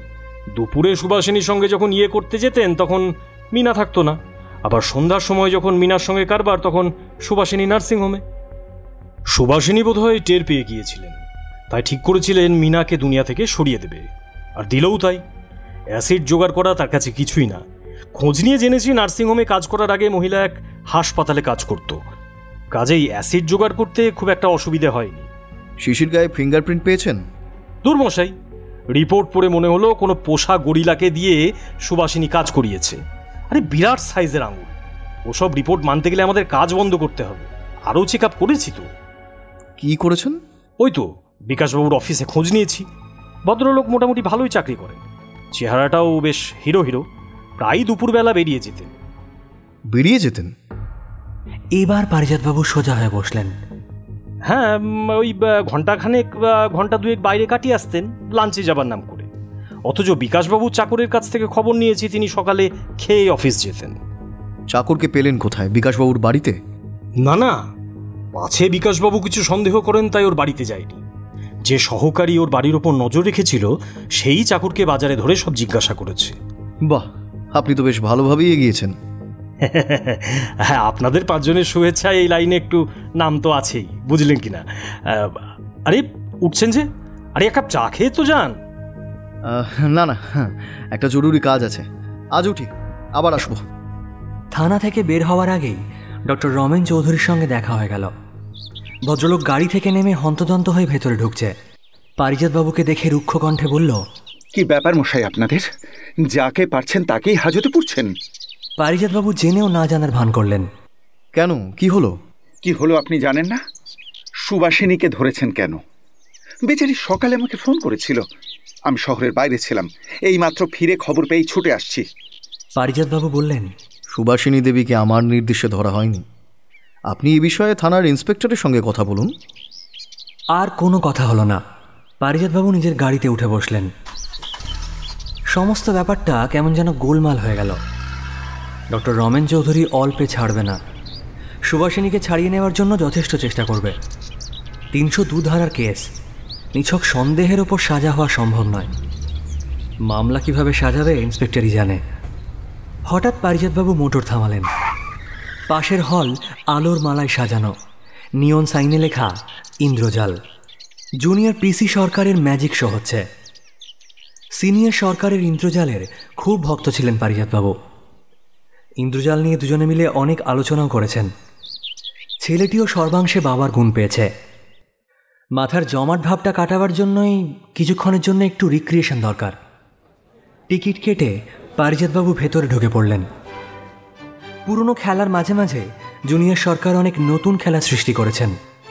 শূন্যে শরীরকে ভাসমান রাখা, মঞ্চ থেকে গরিলাকে অদৃশ্য করা। এই গরিলা অবশ্য আসল গরিলা নয়, মানুষই গরিলার পোশাক পরেছে। এই খেলাটাই পারিজাতবাবুকে আকৃষ্ট করল বেশি। খুব মনোযোগ দিয়ে দেখলেন তিনি। তারপর খেলা শেষে পারিজাতবাবু গ্রিন রুমে গিয়ে জুনিয়র সরকারের সঙ্গে দেখা করলেন। জুনিয়র সরকার উচ্ছ্বসিত হলেন। আরে আপনি এসেছেন, আগে জানালেন না কেন? কমপ্লিমেন্টারি পাঠিয়ে দিতাম। পারিজাতবাবু বললেন, আমি যে আসবো তা নিজেই জানতাম না, হঠাৎ খেয়াল হতে ঢুকে পড়লাম। আচ্ছা, তোমার গরিলার পোশাকটা একটু দেখব। ওই যে ওখানে টাঙানো রয়েছে। পারিজাতবাবু খুব মন দিয়ে পোশাকটা দেখলেন, তারপর বললেন, ঠিক আছে, চলি আজ। তোমার শো খুব ভালো লাগলো। পরের দিন সকালে পারিজাতবাবু বিকাশের বাড়ি গিয়ে হাজির। বিকাশ বসে বসে খবরের কাগজ পড়ছিল। পারিজাতবাবুকে দেখে বলল, কি ব্যাপার? কেমন আছেন দেখতে এলাম। আর কেমন আছি? আচ্ছা, এভাবে বাড়ির মধ্যে মানুষ বন্দি থাকতে পারে? এবারে তো আপনাকে মুক্তি দেওয়া হবে, আসামি ধরা পড়েছে। ধরা পড়েছে? খবরের কাগজটা সরিয়ে রেখে বিকাশ সোজা হয়ে বসল। কে আসামি আন্দাজ করুন তো। আমি কি করে আন্দাজ করব? পারিজাতবাবু খুব মৃদু কণ্ঠে বললেন, সুবাসিনী দেবী। সুবাসিনী? আশ্চর্য। কেন আশ্চর্য কেন? না মানে আমার কিন্তু মনে মনে এরকম একটা ধারণা হয়েছিল। আপনি তো জানেন ওর কাছে নাইট্রিক অ্যাসিডের শিশি পাওয়া গিয়েছিল। না, আমি জানি না। মীনা দেবীকে যে নাইট্রিক অ্যাসিড ইনজেক্ট করে হত্যা করা হয়েছিল সেটা আশা করি শুনেছেন। হ্যাঁ, সেটা শুনেছি। পোস্টমর্টেম রিপোর্টে তো তাই ছিল। ঠিক আছে, আজ আমি উঠি, আপনাকে সন্দেহমুক্ত করবার ব্যবস্থা করছি। বলে উঠতে গিয়েও পারিজাতবাবু বসে পড়লেন। আর একটা কথা, সুভাষিনী দেবীর সম্বন্ধে আপনার কিছু বলার আছে? আমি কি বলবো? কেন? মহিলাকে তো আপনি অনেক দিন ধরে দেখছেন। দেখুন, সত্যি কথা বলতে কি, সুভাষিনীকে আমার কোনোদিনই খুব একটা ভালো লাগেনি। কারণ? কি জানি, নার্সদের আমার খুব একটা ভালো লাগে না। আচ্ছা বিকাশবাবু, এই কথাটা কি সত্যি ইদানিং মীনা দেবীর সঙ্গে আপনার কিঞ্চিত কথা কাটাকাটি হতো? বিকাশ চমকে উঠল। আমার সঙ্গে? কে বলল? আমার প্রশ্নের উত্তর দিন। সে খুব সামান্য ব্যাপার। সামান্য ব্যাপারটাই একটু বলুন না, শুনি। আসলে মিনা জোর করতো আমাদের বিয়েটা তাড়াতাড়ি সেরে নিতে, কিন্তু আমার একটু অসুবিধে ছিল। কি অসুবিধা? অফিসে একটা প্রমোশন হওয়ার কথা ছিল, তাছাড়া একটা ফ্ল্যাটও পাওয়ার কথা আছে। সেই জন্যই আমি একটু অপেক্ষা করতে চেয়েছিলাম। ও, এই ব্যাপার। প্রেমে পড়লে মেয়েরা একটু অসহিষ্ণুই হয়ে পড়ে। চলি আজকে। বিকাশের বাড়ি থেকে বেরিয়ে পারিজাতবাবু সোজা লালবাজারে এসে পুলিশ কমিশনারের সঙ্গে অনেকক্ষণ বন্ধ ঘরে আলোচনা করলেন, কিন্তু কি আলোচনা করলেন সেটা জানা গেল না। তারপর সেখান থেকে গেলেন কুমুদবাবুর বাড়ি। কুমুদবাবু বাড়ি থেকে বের হচ্ছিল, পারিজাতবাবুকে দেখে থমকে দাঁড়ালো। কি চাই? পারিজাতবাবু নিজের পরিচয় দিলেন। নমস্কার, আমি পারিজাত বক্সী, সত্যান্বেষী। মীনা দেবীর মৃত্যুর ব্যাপারে আপনার সাথে একটু কথা বলতে চাই। কুমুদবাবু তিক্ত কণ্ঠে বলল, আপনারা এই ব্যাপারে আমার পিছনে লেগে আছেন কেন বলুন তো? মীনা দেবীর মৃত্যুর সঙ্গে আমার কি সম্পর্ক? কিছু মনে করবেন না, এরকম একটা হত্যাকাণ্ডের পর মৃতার পরিচিত সবার কাছেই আমাদের যেতে হয়। আমরা আপনার সাহায্য প্রার্থী। তবে একটা কথা আপনাকে জানাতে পারি, সুভাষিনী দেবীকে গ্রেপ্তার করা হয়েছে। নার্স সুভাষিনী? আপনি চেনেন তাকে? হ্যাঁ, চিনি। মানে ওই মিস সরকারের কাছে যাওয়া আসার সময় দেখেছি। ওই মাঝে মাঝে যখন মিস সরকার চা করে দিতেন তখন সুভাষিনীকেও ডাকা হতো। আপনার কি মনে হয় সুভাষিনী দেবী মীনা সরকারকে হত্যা করতে পারেন? কি জানি মশাই, ওসব আপনাদের ব্যাপার। আমি এ বিষয়ে কিচ্ছু জানি না। বাপ ছেলেকে মারছে, মা মেয়েকে। এখন এই দুনিয়ায় সবই সম্ভব। যাক, আমার সঙ্গে কি কথা আছে বলুন? আমার জরুরি কাজ আছে। আচ্ছা, একটু বসতে পারি কি? পারিজাতবাবুর কথায় কুমুদবাবু অপ্রস্তুত হয়ে বলল, হ্যাঁ, ছিছি, আমারই আপনাকে বসতে বলা উচিত ছিল। বসুন বসুন। পারিজাতবাবু চেয়ারে বসলেন, আরেকটা চেয়ারে কুমুদবাবু। আচ্ছা, আপনি মীনা সরকারের কাছে কি ব্যাপারে যেতেন? মূলত স্কুলের কাজে। বাবা যখন সুস্থ ছিলেন তখন বাবাই ওকে ডেকে পাঠাতেন। তারপর বাবা প্রেশারে শয্যাগত থাকায় আমিই ওর কাছে যেতাম। তা ওকে আপনার বাড়িতে ডেকে পাঠাতেন না কেন? হ্যাঁ, মানে ওকে ডাকার চেয়ে আমার যাওয়াটাই উচিত বিবেচনা করেছিলাম, কারণ আমাদের বাড়িতে কোনো স্ত্রীলোক নেই। বেশ বেশ। আচ্ছা, বিকাশবাবুর সঙ্গে মীনা দেবীর বিয়ের প্রসঙ্গে আপনি কিছু শুনেছিলেন? হ্যাঁ, শুনেছিলাম। মিস সরকারই আমাকে বলেছিলেন, কিন্তু বিয়ের পর চাকরি ছাড়বেন কি না সে বিষয়ে তিনি বিশেষ মনস্থির করতে পারেননি। একবার বলেছিলেন চাকরি ছেড়ে দিয়ে একেবারে গৃহলক্ষ্মী হয়ে যাবেন, আবার বলতেন এ বাজারে চাকরি ছাড়াটা সমীচীন হবে না। আচ্ছা, মীনা দেবী কি মাঝে মধ্যে অসুস্থ হতেন? অসুস্থ? মনে তো পড়ে না। স্কুলে ওর উপস্থিতির রেকর্ড খুব ভালো, তবে দু একদিন ওই মাথার যন্ত্রণা বা শরীর ম্যাজম্যাজ করা সেসব আর ধরছি না। আচ্ছা কুমুদবাবু, আপনাকে অনেক ধন্যবাদ। বিরক্ত করলাম বলে কিছু মনে করবেন না। আরে না না, মনে করার কি আছে। মিস সরকারের জন্য আমরা মশাই সবাই চিন্তিত। ঠিক এ ধরনের শিক্ষিকা আজকাল পাওয়া খুব মুশকিল। ওর মৃত্যুর জন্য আমরা একদিন স্কুল ছুটি দিয়েছিলাম, শোকসভা হয়েছিল। কুমুদবাবুর কথায় পারিজাতবাবু আশ্চর্য হলেন। এর আগে ইন্সপেক্টরের কাছে তিনি তার সম্বন্ধে যা শুনেছিলেন, বিশেষ করে মীনা দেবীর চরিত্র সম্বন্ধে লঘু মন্তব্য, তার সঙ্গে আজকে কথাবার্তার কোনো মিল নেই। তাহলে সবটাই কি ইন্সপেক্টরের বানানো? কিন্তু কেন? পারিজাতবাবু এবার বালিগঞ্জ থানায় গেলেন। ইন্সপেক্টরের সঙ্গে নিরালায় কিছুক্ষণ কথা বলার পর সুভাষিনী দেবীর সঙ্গে দেখা করতে চাইলেন। ইন্সপেক্টর একজন পুলিশকে ডেকে নির্দেশ দিল। একটি মাদুরের ওপর সুভাষিনী বসেছিল মাথা হেঁট করে, পায়ের আওয়াজ পেয়ে মুখ তুলল। তার মুখ দেখে মনে হলো সে সারাক্ষণ কেঁদেছে। পারিজাতবাবুকে দেখে সুভাষিনী বলল, আপনার সম্বন্ধে আমার খুব ভালো ধারণা ছিল। এসব ব্যাপারে আপনার খুব সুনাম শুনেছিলাম। আপনি নাকি অসাধ্য সাধন করতে পারেন, কিন্তু আমার মতো নির্দোষকে গ্রেফতার করে আপনি প্রমাণ করলেন আমার ধারণা একেবারে ভ্রান্ত। পারিজাতবাবু বিব্রত হলেন, তারপর মৃদু কণ্ঠে বললেন, বিশ্বাস করুন সুভাষিনী দেবী, আপনাকে আটক রাখার মধ্যে আমার কোনো হাত নেই। আমার মনে হয় হয়তো কোথাও একটা ভুল হয়েছে, কিন্তু একটা কথা আমি বুঝতে পারছি না সুভাষিনী দেবী। সুভাষিনী মুখ তুলে তাকালো। আপনার ঘরে নাইট্রিক অ্যাসিড ভর্তি শিশি পাওয়া গেল কি করে? সেটা তো আমিও বুঝতে পারছি না। আচ্ছা ঠিক করে বলুন তো, আপনার কোনো শত্রু আছে? শত্রু? না, সেরকম কেউ নেই। অন্তত এমন সর্বনাশ করার মতন তো কেউ নেই। ভেবে দেখুন সুভাষিনী দেবী, ভেবে দেখুন। প্রেমের ব্যাপারে কাউকে কি নিরাশ করেছেন, যে হয়তো প্রতিহিংসা নেবার জন্য এসব করেছে? সুভাষিনী চুপ করে রইল। আপনি ভেবে রাখবেন, আমি আবার আসব। একটা কথা বলে রাখি সুভাষিনী দেবী, সব কিছু পরিষ্কার করে যদি বলেন তাহলেই আপনাকে উদ্ধার করতে আমার সুবিধা হবে। সকালে বিকাশের বাড়ির সামনে একটা পুলিশ ভ্যান এসে দাঁড়ালো। একজন সাব ইন্সপেক্টর নেমে দরজা ধাক্কা দিল। বিকাশ দরজা খুলেই পিছিয়ে গেল। কি ব্যাপার? আপনাকে একটু আমাদের সঙ্গে যেতে হবে। কোথায়? অত কিছু বলা বারণ মশাই, আপনি চলুন না, গেলেই জানতে পারবেন। বিকাশ আর কিছু বলল না। পোশাক পাল্টে দরজায় তালা লাগিয়ে নেমে এসে ভ্যানে উঠল। ধুলো উড়িয়ে ভ্যান ছুটল সোজা ডায়মন্ড হারবারের দিকে। তারপর সাগরিকা হোটেলের সামনে এসে ভ্যান থামল। সাব ইন্সপেক্টর নেমে বলল, দাদা একটু নেমে আসুন। বিকাশ নামল।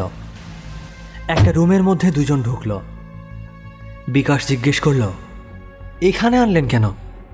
সে কথার উত্তর না দিয়ে সাব ইন্সপেক্টর বললেন, আপনি দাবা খেলা জানেন? দাবা খেলা? হ্যাঁ, আসলে ঘন্টা চারেক এখানে কাটাতে হবে তো। কি ব্যাপার বলুন তো, আমাকে এখানে এনে তুললেন কেন? আর এভাবে আটকে রাখার মানেই বা কি? সাব ইন্সপেক্টর হাসল। আমি কিছু বলতে পারবো না মশাই, কর্তার ইচ্ছায় কর্ম। দাঁড়ান, বেয়ারাকে ডাকি। বেয়ারা, কিছু খাবার দাবার নিয়ে এসো না ভাই, খুব খিদে পেয়েছে। আচ্ছা শুনুন না, আপনাকে একটা মজার কেসের খবর শোনাই, খুব ইন্টারেস্টিং। দিন সাতেক পর পারিজাতবাবুর ড্রয়িং রুম লোকে ভর্তি। পারিজাতবাবু রয়েছেন, আর তার সাথে ইন্সপেক্টর, সুভাষিনী, ডক্টর রমেন চৌধুরী আর কুমুদবাবু আছেন। পারিজাতবাবু সকলের মুখের ওপর চোখ বুলিয়ে বললেন, ব্যাপারটা আপনাদের কাছে একটু রহস্যজনক ঠেকছে নিশ্চয়ই। আমার দিক থেকেও কিঞ্চিত অসুবিধাজনক, কারণ আচ্ছা থাক, কারণটায় পরে আসছি। এক্ষেত্রে আমার জানাশোনার মধ্যে যাঁরা ছিলেন তাদের মধ্যে 3 জন সন্দেহের ঊর্ধ্বে নয়। প্রথম সুভাষিনী, দ্বিতীয় কুমুদবাবু, তৃতীয় বিকাশবাবু। ডক্টর রমেন চৌধুরীও সন্দেহের তালিকার মধ্যে ছিলেন, কিন্তু কয়েকদিন পরেই তাঁকে বাদ দিয়েছিলাম।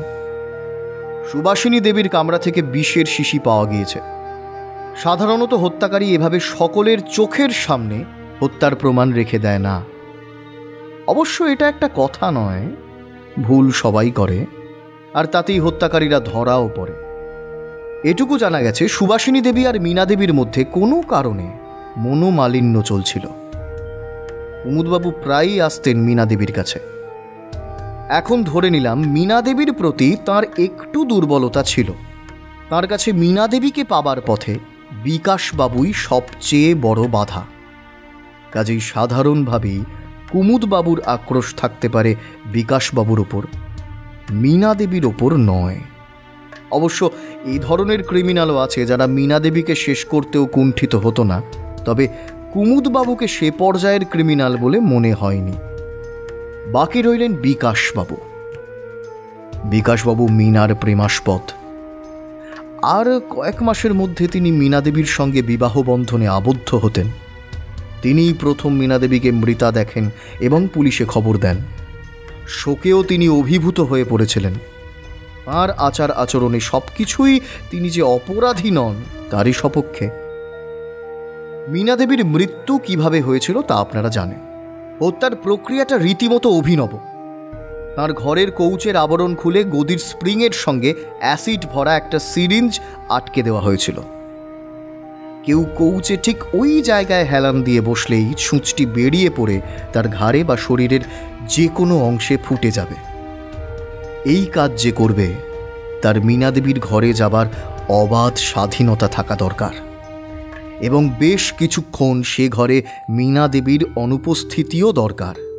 এখন সে ঘরে থাকবার স্বাধীনতা ছিল 3 জনের। সুবাসিনী দেবীর তো ছিলই, কুমুদবাবু আর বিকাশবাবুরও ছিল। কিছুক্ষণের জন্য মীনা দেবীর সে ঘর থেকে অনুপস্থিতিও আশ্চর্যজনক কিছু নয়। তিনি বাথরুমে থাকতে পারেন, কিংবা কোনো অছিলায় তাকে বাইরে পাঠানো শক্ত কিছু নয়। আশ্চর্যের কথা, সেই সিরিঞ্জে কোনো হাতের ছাপ পাওয়া যায়নি। তাতে মনে হয় অপরাধী দস্তানা পরে সিরিঞ্জটা ধরেছিল। কিন্তু সুবাসিনী দেবীর ঘরে পাওয়া অ্যাসিডের শিশিতে যে ছাপ পাওয়া গিয়েছিল তা দৈত্যাকৃতি কোনো মানুষের অথবা 7 ফুট দীর্ঘ কোনো লোকের। ব্যাপারটা আমাকে রীতিমতো ভাবিয়ে তুলেছিল। সুবাসিনী দেবীর ঘর সার্চ করেছিলাম, কুমুদবাবুর বাড়ি সার্চ করার প্রয়োজন বোধ করিনি। বাকি ছিলেন বিকাশবাবু। পুলিশের সঙ্গে মতলব করে একদিন তাকে ডায়মন্ড হারবারে সরিয়ে তাঁর বাড়িও সার্চ করলাম। কাজ হলো। 2টি মারাত্মক বস্তুর সন্ধান পেলাম, একটি বই আর একটা আরও মারাত্মক, সেটি একটি চিঠি। এই চিঠিটা বিকাশবাবুর চাবিবন্ধ সুটকেসের একেবারে তলায় ছিল। চিঠিটা সুবাসিনী দেবী লিখেছেন বিকাশবাবুকে। মীনা দেবী খুন হবার মাসখানেক আগের তারিখের চিঠি। চিঠিটা আমি আপনাদের পড়ে শোনাচ্ছি। প্রিয় বিকাশবাবু, আমার এই চিঠিটা পেয়ে আপনি নিশ্চয়ই অবাক হয়ে যাবেন। অনেকবার আপনার সঙ্গে কথা বলবার চেষ্টা করেছি, কিন্তু আপনাকে একলা পাইনি। 3 দিন আগে ডাক্তার চৌধুরীর সঙ্গে বর্ধমানে একটা কলে গিয়েছিলাম। সচরাচর এত দূরে ডাক্তার চৌধুরী যান না, কিন্তু এক্ষেত্রে রোগিণীর ভাসুর তাঁর বিশেষ বন্ধু, তাই তাঁরই অনুরোধে যেতে হয়েছিল। যাবার সময় মোটরে গিয়েছিলাম, কিন্তু সেখান থেকে ফেরার মুখে শুনলাম রাস্তায় 2টি লরিতে দারুণ সংঘর্ষ হয়েছে। রাস্তা বন্ধ। মোটর এবং ড্রাইভার বর্ধমানে রেখে আমরা ট্রেনে ফেরা মনস্থ করলাম। প্ল্যাটফর্মে ডাক্তার চৌধুরী স্টলে পত্রিকা কিনছিলেন। আমি বেঞ্চে বসেছিলাম। একটি পল্লী গ্রামের তরুণী এসে আমার পাশে বসল। একটু দূরে একটি বৃদ্ধ।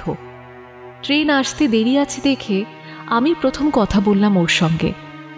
শুনলাম তরুণী এতদিন বাপের বাড়ি ছিল, এবার শ্বশুর বাড়ি গুড়াপে ফিরে যাচ্ছে।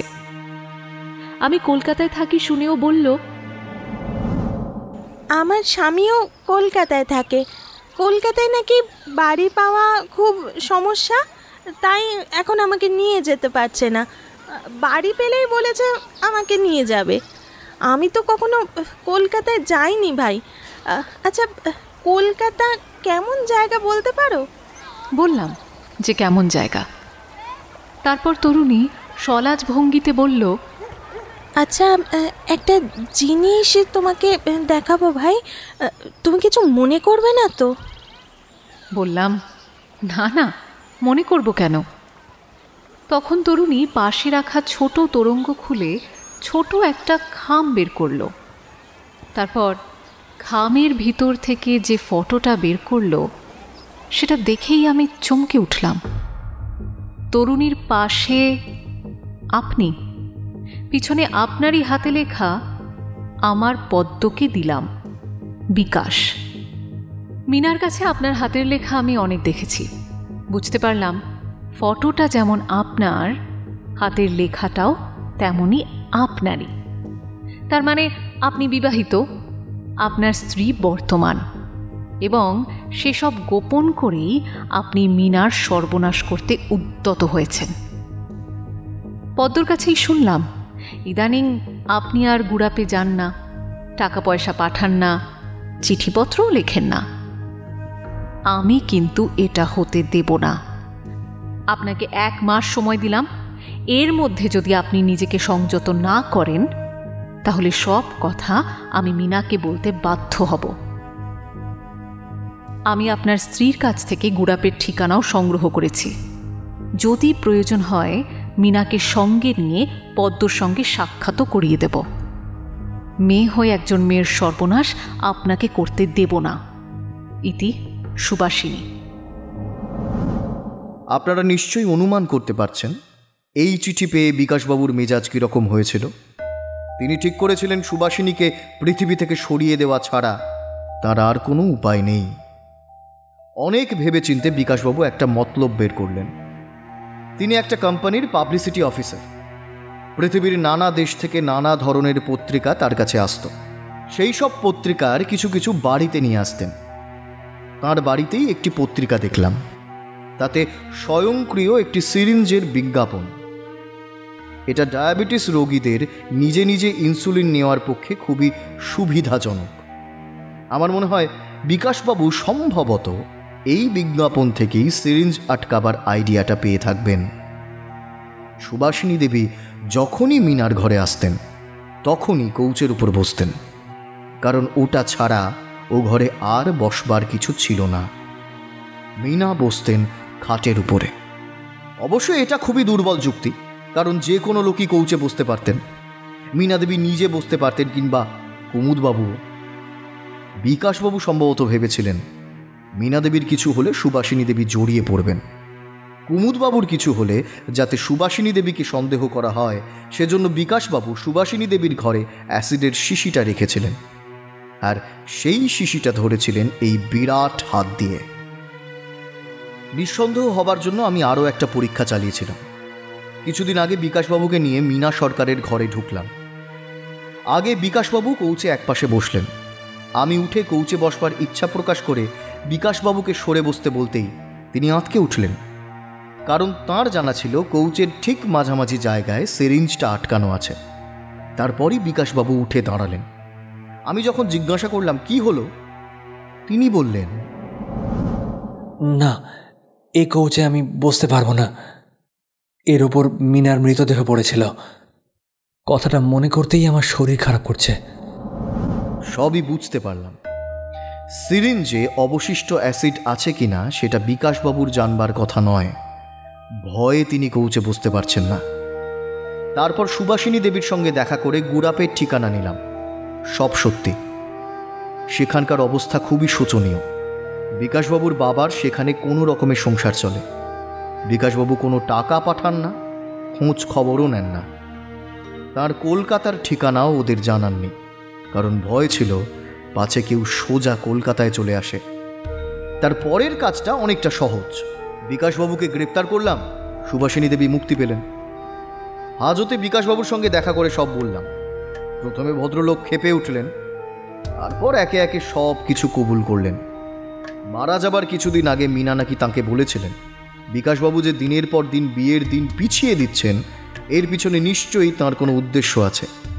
এই কথা শুনে বিকাশবাবুর ধারণা হয় সুবাসিনী দেবী নিশ্চয়ই মিনা সরকারকে সব জানিয়ে দিয়েছেন। সেই জন্যই মিনা সরকার সন্দেহ করছেন। তাই বিকাশবাবু একটু দ্রুত কাজ করার চেষ্টা করলেন। জানি না সেই মুহূর্তে হয়তো তিনি মিনা সরকারের ওপর ক্ষুব্ধ হয়ে উঠেছিলেন। মিনা সরকার যদি তার হাত থেকে বেরিয়ে যায়, তাহলে তাকে অন্য কাউকে তিনি ভোগ করতে দেবেন না। যাক, এসব ব্যাপার, খুনের উদ্দেশ্য ইত্যাদি সব কিছু বিচারপতি খুঁটিয়ে দেখবেন, সেসব দেখা আমার কর্তব্য নয়।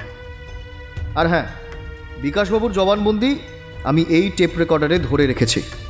এটা আজ লালবাজারে জমা দিয়ে দেব। আসুন, আপনাদের কফি এসে গেছে। কষ্ট করে এই কাহিনী শোনার জন্য আপনাদের অশেষ ধন্যবাদ।